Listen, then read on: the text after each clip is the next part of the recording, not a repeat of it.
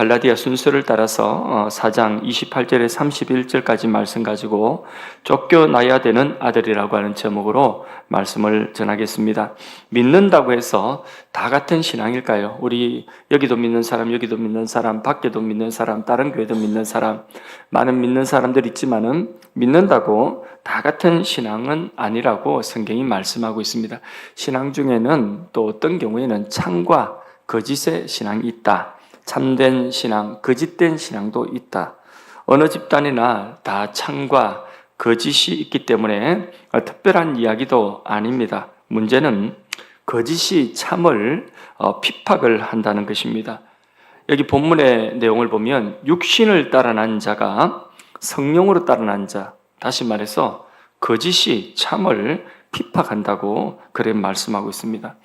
여러분, 상식적으로 교회가 정상적이라면 육으로 난 자가, 그 육신으로 된 자가 성령으로 난 자를 핍박할 수 있습니까? 없죠. 대부분이 성령으로 난 자들이고 육신으로 난 자가 일부다. 이러면 육신으로 난 자가 어찌 성령으로 난 자들을 핍박할 수 있겠습니까? 당연히 소수가 다수를 핍박할 수 없습니다. 그러나 반대로 육신으로 난 자가 더 많고 성령으로 난 자가 적어요.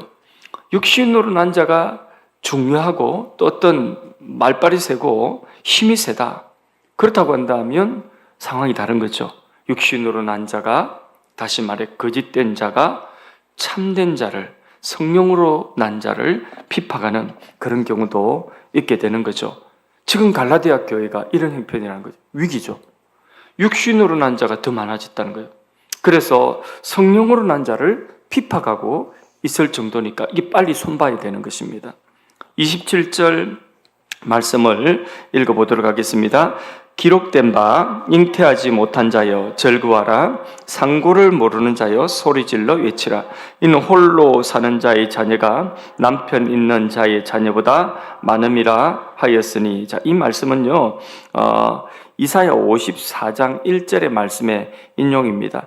이사야 54장 1절 말씀을 한번 읽어보겠습니다. 잉태하지 못하며 출산하지 못한 너는 노래할지어다. 제가 읽어드릴게요. 상고를 겪지 못한 너는 외쳐 노래할지어다. 이는 홀로 된 여인의 자식이 남편 있는 자의 자식보다 많음이라 여호와께서 말씀하셨느니라. 요 이사야 54장 1절 말씀을 여기 27절에서 인용하고 있습니다. 27절을 다시 한번 읽습니다. 시작. 기록된 바 잉태하지 못한 자여 절구하라. 상고를 모르는 자여 소리 질러 외치라. 이는 홀로 사는 자의 자녀가 남편 있는 자의 자녀보다 많음이라 하였으니. 자, 이 예언은 이사야 54장 1절의 이 예언은 이스라엘 민족이 망하고 바벨론의 포로가 된 후에 새롭게 하심을 입고 나게 되면 포로가 되기 전보다도 더 많은 영적인 자녀를 가지게 될 것이라는 그런 예언입니다. 그래서 이사야 54장 이 말씀은 포로되기 전에는 이스라엘 백성의 숫자는 많았어요. 그런데 숫자만 많았지 이건 참 백성이 아니에요. 참 이스라엘이 아니에요. 하나님의 참 아들들이 아니었단 말입니다. 그래서 하나님의 참 아들들이 아니고 참 이스라엘 백성들이 아니었기 때문에 그들은 망한 것입니다. 그래서 바벨론에 망하고 포로로 붙잡혀 갔는데 오히려 하나님의 참 백성들, 참 이스라엘, 다시 말해서 하나님의 참 아들들이 많아지는 것은 그들이 나라 망하고 포로 생활하면서 혹독한 고생을 하면서 철저히 마음이 깨어지고 회개하고 가난하게 되었을 때에 그 포로의 경험을 통하여서, 그러니까 참 아들이 아닌 아들들은 다 내어 쫓겼다는 거죠. 내어 쫓기는 그것을 갱신이다, 그것을 개혁이다 할 수 있는데 그 신앙의 개혁, 갱신이 일어나고 그리고 다시 회복되어질 때에 그때에 참 하나님의 아들들, 이스라엘 백성들이 이전보다도 많아지게 될 것이다. 이런 내용의 말씀을 인용을 하고 있는 것입니다. 그러면서 구약 역사를 보면요, 하나님께서 언약의 말씀을 주시고 그 말씀 언약을 때때로 갱신하여 주실 때가 있는데 다시 하나님 말씀을 확인시켜 주시는 것입니다. 어느 때 그러냐면 이스라엘 백성들이 말씀에서 떠나면, 언약에서 떠나면 하나님께서 징계를 하시고 그 징계를 통해서 회개하는 거죠. 미스바의 회개, 또 수문학 강장 에스라의 수문학 강장의 회개, 이런 회개를 통해서 그 마음이 철저히 낮아지고 깨어지고, 이런 회개를 통해서 하나님의 말씀에서 그들이 떠났다가 다시 돌아오게 되는 거죠. 그러면 이제 하나님의, 우리가 이전에 하나님 말씀 떠났던 것 회개합니다고 하나님 말씀을 다시 붙들고, 그러니까 하나님의 말씀을 다시 우리가 고백을 할 때 그게 뭐냐면 언약의 갱신이라는 거죠. 그렇게 언약의 갱신이 일어나게 하는, 그게 하나님의 구약의 역사였던 것입니다. 이렇듯 이스라엘이 하나님의 말씀 언약에서 멀어질 때에 그들은 편안하고 안일한 삶에서 내어 쫓기게 됩니다. 그리고 철저하게 그 고통 가운데서 회개하고 돌이켜서 다시 말씀을 붙드는 삶으로 돌아오게 하셨습니다. 이것이 하나님의 회복운동이고 개혁운동이었습니다. 오늘 우리 신앙도 그와 같은 것입니다. 우리 신앙과 교회가 말씀에서 멀어질 때 하나님은 물리적인 방법들을 동원해서 우리 신앙과 교회를 다시 깨끗하게 하고, 불필요한 아들들, 우리 안에 또 교회 안에 갱신되어져 이 거짓된 것들을 하나님께서는 내어 쫓으시고, 그리고 그것들이 우리에게서 떠나가고, 그리고 새로운 자아로 하나님께서 우리를 새롭게 하시는 그런 새로운 신앙으로, 교회 같으면 새로운 교회의 모습으로 그렇게 갱신되게 하시는 역사인 것입니다. 그래서 우리는 우리가 잘하고 우리가 바른 신앙으로 서 있으면 우리가 속한 가정도, 우리가 속한 공동체, 사회도 하나님의 은총을 입는데, 우리가 잘못하면 하나님 우리를 다시 언약으로 갱신케 하시고 회복케 하시기 위해서 한번 태풍을 한번 확게 부시면 그 바람 때문에 우리의 신앙 때문에 우리 가정이 또 힘들어지는 일도 있고, 가족들이 힘드는 일이 생길 수가 있고, 또 우리 교회 공동체가 힘드는 일이 생길 수 있고, 교회가 또 개혁하지 못하면, 잘못되어 있으면, 그러면 이 땅에 있는 교회들을 하나님이 새롭게 하시고 하나님 백성들을 전체를 새롭게 하시기 위해서 하나님은 이 교회가 속한 그 사회를 한번 뒤집어 보시는 그래서 사회에 난리가 일어난다든지 아니면 전쟁이 일어난다든지 이런 일들이 생기게 되는 것입니다. 오늘 믿는 사람과 믿지 않는 사람을 구별하는 것보다 어쩌면 믿는 사람 안에서 참된 믿음, 그리고 거짓된 믿음을 구별하기가 어쩌면 더 힘든 시대에 우리가 살고 있습니다. 알곡과 가라지가 공존한데 어느 게 알곡인지 어느 게 가라지인지 잘 모르는 그런 경우가 있어서, 그래서 이제 이게 너무 세속화되어지면, 그러면 본문의 말씀처럼 육체를 따라 난 자가 성령으로 난 자를, 그 약속의 자녀들을 핍박하는 그런 역현상이 일어나게 된다는 거죠. 28절에서 29절 말씀을 또 읽어보겠습니다. 형제들아, 너희는 이삭과 같이 약속의 자녀라. 그러나 그때의 육체를 따라 난 자가 성령을 따라 난 자를 박해한 것 같이 이제도 그러하도다. 자, 바울은 이삭과 이스마엘이라고 하는 이 형제, 아브라함의 두 아들의 관계를 예로 들어서 지금 갈라디아 교회 안에 있는 참 성령으로 난 자들 알곡과 육체를 따라 난 자들 가라지, 창과 거짓을 무엇으로 지금 비유를 해서 설명하고 있냐면, 아브라함의 두 아들 이삭과 이스마엘의 관계를 통하여서 설명을 하고 있습니다. 참아들은 누구죠? 이삭과 이스마엘 중에서 이삭이죠. 이삭이 태어났습니다.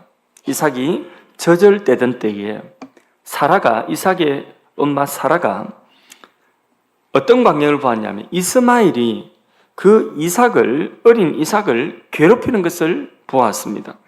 단순히 장난치는 수준이 아니라 자신의 힘을 믿고, 자기는 제법 큰 소년이니까 자신의 힘을 믿고 그 갓난아기 이삭을 지속적으로 아주 심하게 괴롭히는 것이었습니다. 그 이유가 뭘까요? 그냥 이삭이 미운 거예요. 이스마엘 입장에서는 그냥 이삭이 미운 것입니다. 왜 이삭이 미우냐? 이삭 때문에 자신이 손해를 본다고 생각하고 이삭이 미운 것입니다.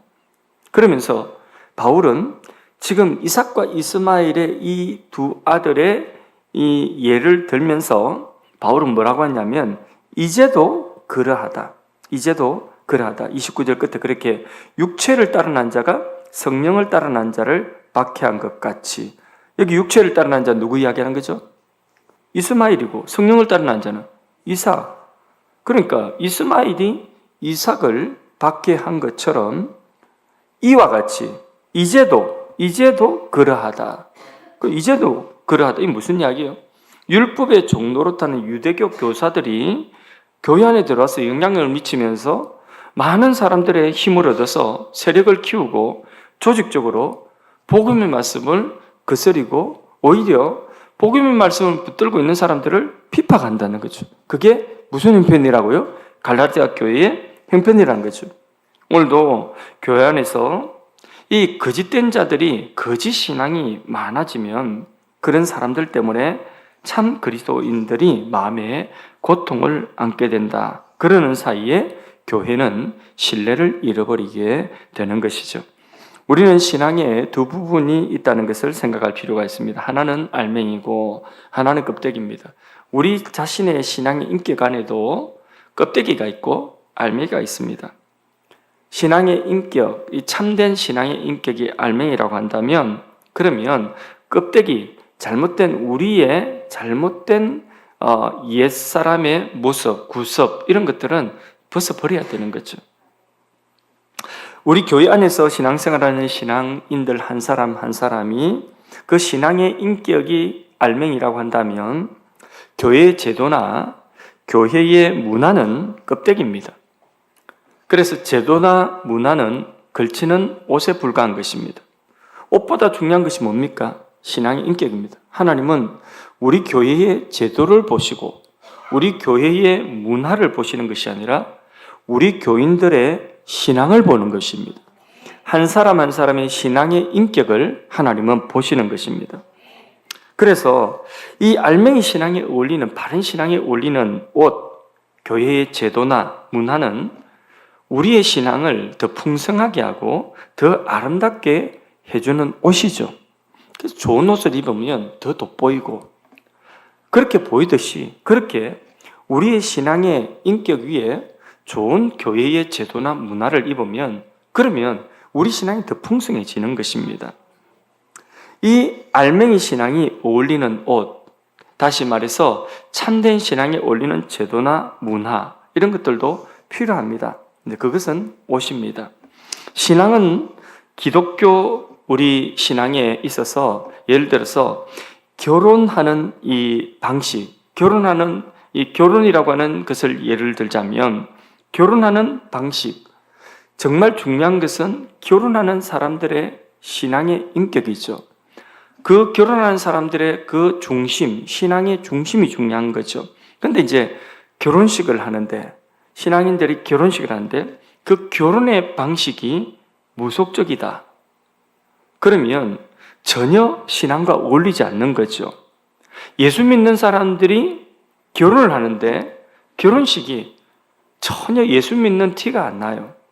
그냥 사회에서 세상 친구들 결혼식 안 믿는 사람들 결혼식 하듯이 연예인들 불러가지고 또 어떤 데코레이션 불러가지고 이렇게 사회하고 그렇게 즐겁게 막 이렇게 웃고 이게 그렇게 재밌어서 그게 결혼식이 하객들이 많이 신나게 웃었다.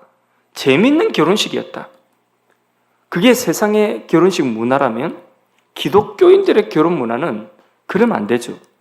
신앙의 그 알맹이 속 신앙이 있는 그 기독교 결혼의 문화라고 하는 것이 있을 것 아닙니까? 결혼의 제도라는 게 있을 것 아닙니까? 기독교인들은 결혼을 어떻게 해야 됩니까? 결혼 예배입니다. 그래서 천주교는 아니지만 천주교는 그게 하나의 성사죠, 정사. 세례와 같은 성사와 우리도 마찬가지. 일생에 한 번 있는 결혼. 이 결혼이라고 하는 게 하나님 앞에 언약을, 가정을 세우는 첫 번째 언약인데 세상 사람들이 하는 것처럼 똑같이 무슨 이벤트 하듯이 그렇게 결혼을, 그게 하객들이 아무리 재밌어도 하나님이 인정하시지 아니하시면 그 결혼의 출발부터가 단초가 잘못 끼어지는 거예요.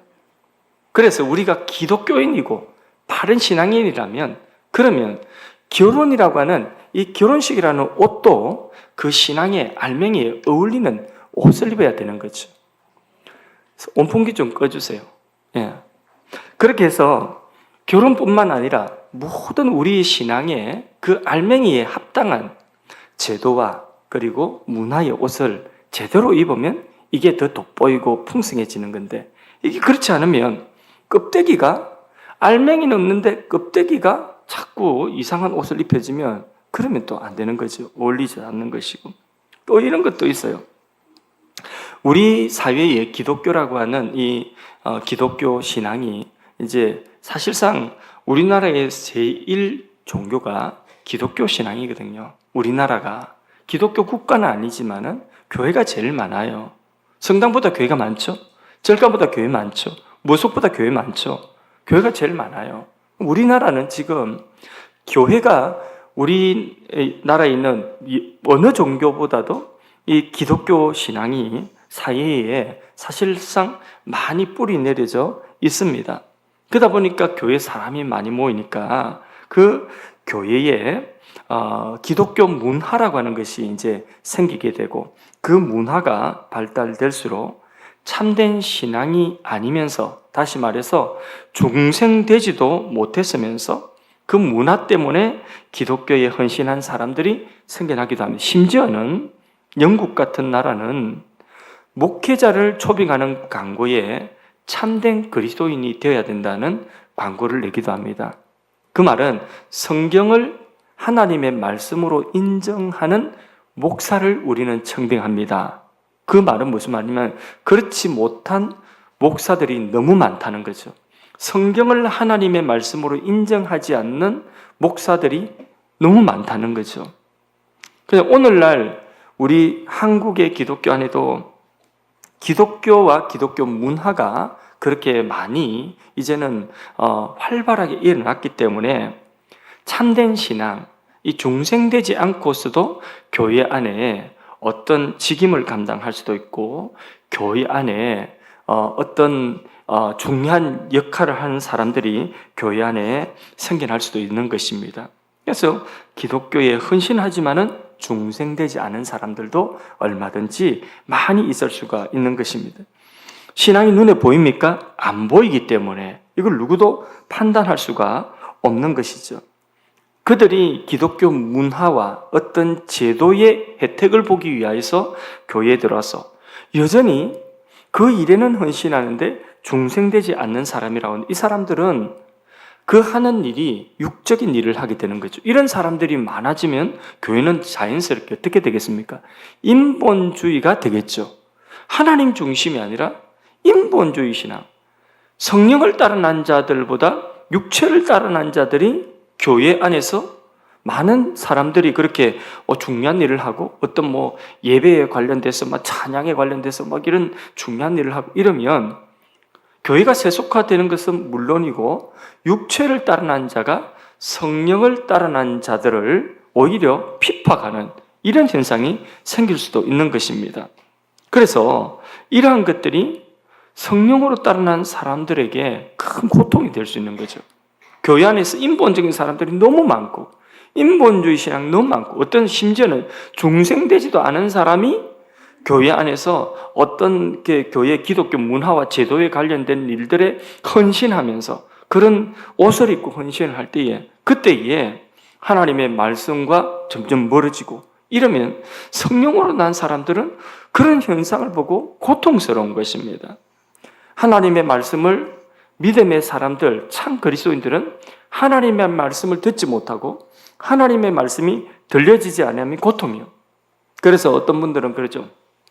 말씀을 못 들으면 한 교회, 내가 교회를 싫어하는 것도 아니고 내가 교회를 아끼고 사랑하는 마음 있음에도 불구하고 한 교회, 내가 다니는 교회에서 말씀의 은혜를 전혀 못 받고 말씀이 하나도 내게 나의 어떤 영적인 나의 어떤 갈급함을 채워주지 못하는 이게 계속된다고 한다. 그걸 견디지 못하고 그 너무 고통스럽기 너무 힘들기 때문에 조용히 그 교회를 나오는 경우들도 많이 있죠. 그래서 내가 영적인 양식을 하나님의 말씀을 먹어야 되기 때문에 내가 살아야 되기 때문에 그런 경우들도 종종 있습니다. 그런 분들을 우린 주위에서 그렇게 어렵지 않게 볼 수 있을 정도입니다. 만일 진정으로 거듭난 형제나 자매에게 강제로 주일 말씀을 또 하나님의 말씀을 강제로 듣지 못하게 한다면, 예배를 드리지 못하게 한다면 아마 매 맞는 것보다 더 큰 고통일 거예요. 그러니까 하나님의 말씀을 듣지 못하고 하나님의 은혜를 내 영혼이 처음 받지 못하면 그게 힘들어지는 것이거든요. 그걸 느끼는 것이 바로 뭐냐면 참 그리스도인입니다. 우리가 알아야 되는 것은 육으로 난 자가 교회에 어떤 중요한 자리를 차지해서는 안 됩니다.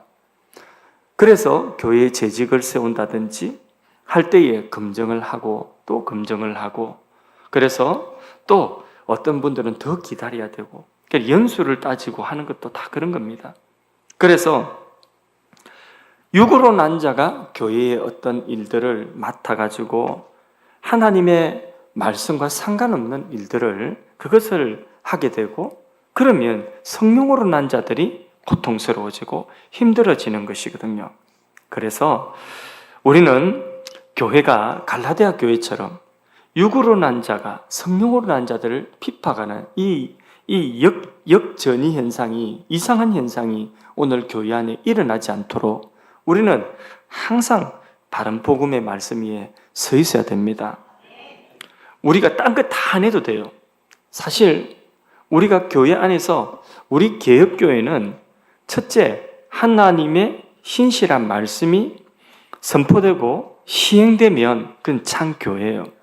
그리고 그 교회 안에서 세례, 중생의 역사가 일어나고, 그래서 처음 믿는 자들이 전도를 받아 전도해서 영혼을 살리는 생명의 역사, 그 사람이 회개하고 돌이켜서 회심하고 그 사람에게 세례 주는 일이 있고, 그리고 우리가 함께 성령 안에서 같이 순전한 마음으로 떡을 떼고 주님의 성찬을 우리가 나누고, 그래서 성찬을 나누는 것은 온라인으로는 할 수 없어요. 그래서 온라인 교회는 교회가 아니에요. 온라인 콘텐츠지, 기독교 콘텐츠지 교회가 아니에요. 교회라고 하는 것은 이 안에서 중생의 역사, 회심의 역사가 일어나고, 회심된 자에게 세례를 여기에서 베풀고, 세례를 온라인으로 어떻게 세례를 베풉니까? 손을 얹어야지 세례를 베풀지요. 세례를 베풀고, 세례를 베푼 믿음의 형제 자매들이 함께 주님의 피와 살을 먹고 마시며 기념하며 성찬을 나누고, 그리고 성도의 교제를 하고, 삶을 함께 나누고, 고통을 함께 나누고, 기도를 함께 나누고, 이게 교회인 거죠. 이게 본질이고, 이 본질에 성가대, 찬양팀, 악기 다 비본질이에요. 이거는 기독교 문화예요. 옷이에요. 이 옷을 잘 입으면 풍성해지는 거예요. 그래서 본질에서 흐려진다? 여기서 예를 들어 잡음이 많다. 그러면 이거 없애도 돼요. 이거 잡음이 없을 때까지, 은혜 될 때까지 안 하는 겁니다. 안 하는 게 오히려 교회입니다. 예를 들어서 저 위에서 무슨 잡음이 있다. 그럼 우리 굶어도 그냥 집에 가서 밥 먹고 안 하는 게, 잡음 없이 안 하는 게, 그리고 우리가 본연의 그 교회에 사는 감당, 그게 바로 뭐냐면 교회가 건강한 교회예요. 이상이 있다 싶으면 삐그덕삐그덕거리고 거기 옷에서 이상한 것이 자꾸 이렇게 인본주의 자꾸 나오면 그건 안 하는 게 맞습니다. 그러므로 가장 중요한 본질에 있어서 교회 모습을 갖추는 이게 가장 중요한 것입니다.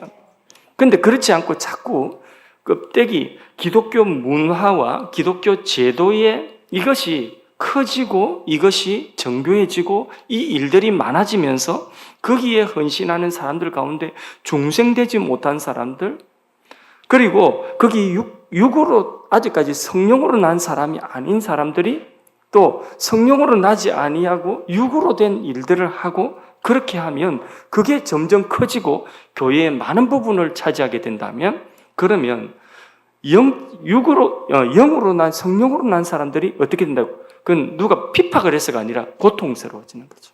그게 핍박을 해서가 아니라 핍박을 받는 거예요.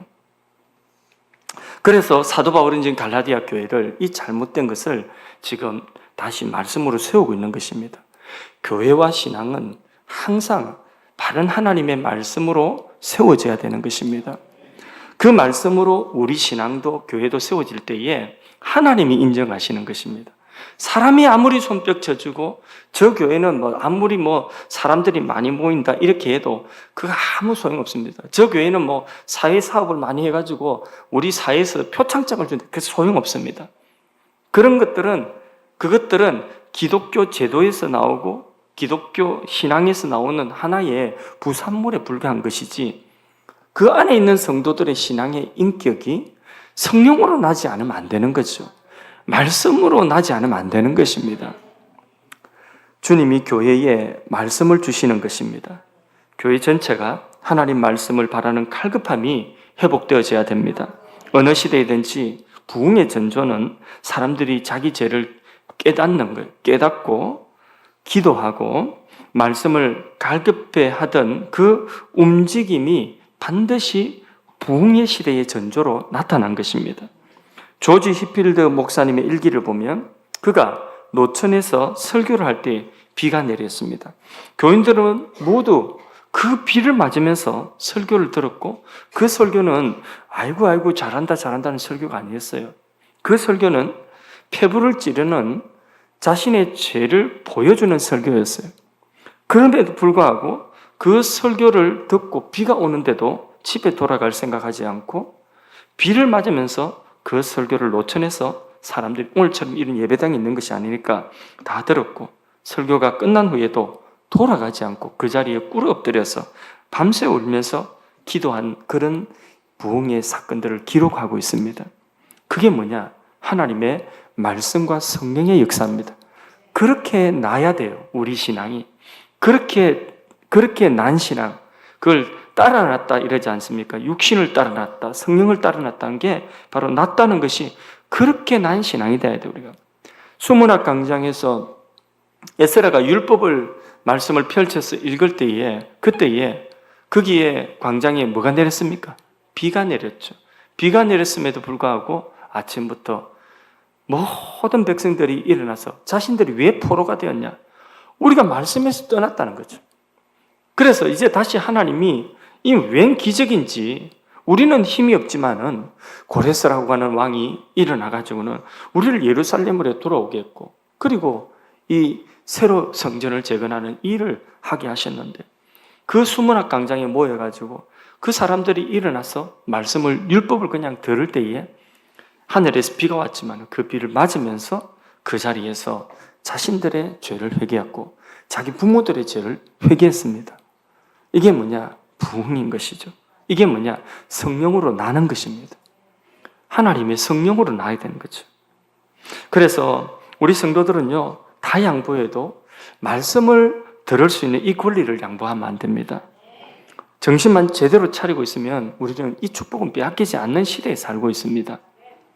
우리가 알아야 되는 것은 교회가 생명력을 잃어버렸다고 해서 교회 자체를 부정하거나 모든 직분을 부정하는 자리에 나가서는 안 됩니다. 왜냐하면 교회를 세우는 분은 주님이시고 교회 직분을 세우시는 분도 주님이시기 때문입니다. 그래서 자기가 조금 성경을 안다고 교회를 부정하거나 교회 모든 직분을 부정하는 그런 운동은 오래 가지 못하고 주님 기뻐하지 못하는 것입니다. 항상 하나님의 말씀은 하나님께서 세워주신 이 계통, 이 강대상이라는 교회는, 개혁교회는 이 강대상이라고 하는 이 강대상에서 하나님께서는 말씀을 선포하게 하십니다. 여기서 만일에 말씀이 흐트러지고 말씀이 오염되고 또 말씀이 제대로 선포되지 아니하면 그러면 여기를 회복시켜 달라고 우리는 기도를 해야 됩니다. 그런데 여기서 말씀이 선포되는데 여기서 듣지 않으면 그러면 하나님께서는 여기서 듣지 않기 시작하면 그러면 한 사람 한 사람 신앙이 타락되고 이러면요, 그럼 우리 전체에 타락이 되는 거죠. 여기서 말씀이 선포되면 그러면 듣는 사람들도 그 말씀에 그 반응하고 그 말씀이 살아있으면 그 말씀과 함께 성령은 반드시 역사합니다. 그래서요, 우리만 살 뿐만 아니라 우리 자녀들이 살아나고 또 우리 가정이 살아나고 우리 주위가 살아나는 생명의 역사가 일어납니다. 항상 우리가 알아야 되는 것은 교회가 아무리 또 잘못된 부분들이 있다 할지라도 교회를 다 부정하고, 직분이 잘못된 부분이 있다 할지라도 직분을 다 부정하고, 그거는 너무 지나친 겁니다. 오히려 교회가 개혁되어지고 직분이 개혁되어지도록 그렇게 우리가 기도하고, 오히려 우리 자신을 이 하나님 앞에 우리가 그런 잘못을 한 것처럼 엎드리는 그런 자세가 하나님 기뻐하신 자세일 것입니다. 진리의 싸움에 있어서 본질적인 문제와 주변적인 문제를 우리는 잘 구별해야 됩니다. 그렇지 않으면 참 신앙의 동력자를 사소한 문제로 원수나 적으로 돌려 세울 수도 있습니다. 교회를 갱신하고 새롭게 하는 것은 결코 사람의 일이 아닙니다. 사람의 일이 아니라 이 성령의 역사입니다. 그래서 세상은 교회를 기억해 주지 못합니다. 그래서 어느 교파라는 말은 안 하겠는데, 어느 교파에는 그 교파에는 제일 교회의 그 제일 높은 분, 최고 대표 회장이 되는 분이 이걸 서로 하려고 감투싸움하다가 세상 법정에 가가지고 서로 고발하고, 그래서 몇 년이나 누가 믿지 않는 변호사가, 그 법무법인의 변호사가 그 교파의 대표 회장이 되는 그런 일이 수년간 있어 왔어요. 그러면 그 교회가 개혁됩니까? 세상은 교회를 개혁하지 못합니다. 교회가 개혁되는 것은 하나님의 말씀으로 개혁됩니다. 신앙도 하나님의 말씀으로의 신앙이 개혁되는 것입니다. 교회가 우리 신앙이 우리를 스스로 개혁하지 못하면요, 그러면 하나님이 개입하셔서 이스라엘 백성들을 포로되게 한 것처럼 그 백성이 서 있는 그 자리까지도 한번 뒤집어 엎으신, 그게 난리예요, 난리. 그런 난리를 우리는 적어도 우리의 후손들, 우리 자녀들의, 우리가 지금 누리고 있는 이 선조 때의 믿음의 유산과 이 영적인 축복과 그 영적인 축복과 함께 온 우리 모든 사회적인 이 축복들을 우리는 누리면서 이걸 우리 자녀들에게 그 대에 물려주지 못하고 난리를 물려주고 전쟁을 물려주고 이래서는 안 되겠죠. 우리가 깨어 있어야 되는 것입니다. 그래서요, 세상이 우리를 기억하지 못하기 때문에 우리는 스스로 기억해야 돼요. 무엇으로? 말씀으로 기억해야 되는 것입니다. 참 아들들이 회개하고 다시 하나님의 은혜를 붙들 때에 교회가 개혁되어지고 하나님 공동체가 개혁돼 오히려 더 많은 아들들을 가지게 된다. 이게 오늘 갈라디아서의 말씀인데, 교회가 세상을 돕는 가장 좋은 방법은 뭐냐면 그렇게 되기 전에 우리 스스로 하나님 말씀으로 개혁되고 우리 신앙이 갈아엎어져야 되는 것입니다. 우리 신앙이 하나님 말씀으로 우리 교회가 든든하게 세워지는 이 길이, 우리가 촛불을 들고 강화문에 가는 것보다 태극기를 들고, 또 태극기는 어느 동네예요? 어느 동네 가는 것, 그것보다도 훨씬 더 나은 것입니다. 우리가 이 나라를 위해서 가장 좋은 일을 하는 것은 교회가 교회되는 것입니다. 우리 신앙이 참 신앙이 되는 것입니다. 우리 자녀들에게 줄 수 있는 최고의 유산은 뭐냐면 아파트도 아니고 부동산도 아니고 주식도 아니고, 우리가 우리 자녀들에게 줄 수 있는 최고의 유산은, 가장 좋은 것을 주는 것은 우리의 신앙입니다. 우리의 신앙을 우리가 없는 걸 줄 수는 없잖아요, 그죠? 내게 있는 것을 줘야 되잖아요, 그죠? 내게 있는 것으로 너에게 주노니, 그렇지 않습니까? 우리가 우리 안에 예수 이름이 있으면 우리가 예수 이름 주는 거고, 우리가 있는 것을 주는 거죠. 그렇기 때문에 우리의 자녀들에게 가장 좋은 일을 하고 가장 좋은 것을 주는 것은 우리가 바른 신앙을 가지는 것입니다. 어떤 신앙요? 말씀으로 우리 안에 거짓된 이것을 쫓아내버리고 우리 안에 참 성령으로 쫓아난 우리의 신앙의 인격, 이거를 우리가 갖출 때에 그게 얘야 받아라 하지 않아도 우리가 그 신앙을 가지고 있으면 우리의 자녀들이 그 신앙을 자연스럽게 이어받게 되는 것입니다. 30절 말씀 읽어보겠습니다. 그러나 성경이 무엇을 말하느냐? 여종과 그 아들을 내쫓으라. 여종의 아들이 자유 있는 여자의 아들과 더불어 유업을 얻지 못하리라 하였느니라. 여러분, 우리 안에 바로 이 육으로 난 자, 여종의 아들과 같은 육으로 난 자, 이전에 내가 중생되기 전에, 내가 그리스도를 알기 전에, 내가 하나님 말씀을 알기 전에 육으로 말미암아 살았던 그 구석, 그거를 내어 쫓아라. 우리 개인에게 적용하면 우리 교회 안에 인본적인 그런 것들, 잘못된 말씀에 어긋나는 이 육에 속한 것들, 이런 것들이 있으면 이 구석의 옷은 자꾸 내어 쫓아버려야 돼. 자꾸 새 옷을 입어야 되는 거죠. 그래서 성령으로 되어진 것들이, 말씀으로 되어진 것들이 교회 안에 자꾸 세워져야 되는 것입니다. 예. 그래서 내어 쫓아라 이래 말씀하고, 내게는 내어 쫓을 것이 없는가? 내게 내어 쫓을 그게 있으면 그걸 내어 쫓아야 돼요. 육으로 난 것. 이것은 여종과 그 아들을 내어 쫓아라 한 것처럼 내어 쫓아야 되는 것입니다. 그래서 우리 신앙을 날마다 점검할 수 있기를 바랍니다. 31절 읽고 정리하겠습니다. 그런즉 형제들아, 우리는 여종의 자녀가 아니요 자유 있는 여자의 자녀니라. 예, 믿는 자는 하나님의 은혜 속에 약속으로 난 자녀들인 줄로 믿습니다. 그래서 우리 모두가 자유하는 이 약속의 자녀들입니다. 하나님의, 저는 아들, 우리 집사님은, 권사님은 딸, 장로님은 아들. 그러니까 우리는 다 하나님의 아들, 딸입니다. 그러니까 종의 자녀가 아니라는 거죠. 종이 아니라는 것입니다. 그래서 억지로 두려워해서 마지못해 하는 그런 종의 자녀가 아니라는 거죠. 즐거움으로 말씀 붙들고 은혜의 말씀 안에서 우리 자신을 날마다 우리 안에 있는 여종에게 난 것들, 이 육체로 난 것들을 내어 쫓고, 그래서 말씀을 들을 때마다 요거 내한테 합당하지 않구나 하고 내어 쫓고, 그런 우리 자신을 자꾸 올바른 신앙의 인격으로 세워나가는 것입니다. 목회하면서 우리가 또 같이 기도하고 하면서 우리 교회가 이런 부분은 조금 더 하나님의 말씀 위에 또 성령의 기뻐하시는 뜻을 따라 이렇게 세우는 것이 좋겠다 하면 또 그렇게 또 세워나가고, 그럴 때에 자꾸 성령과 말씀으로 새롭게 해갈 때에 하나님 오늘 우리 교회를 통해서도 시대를 감당하게 하실 줄로 믿습니다.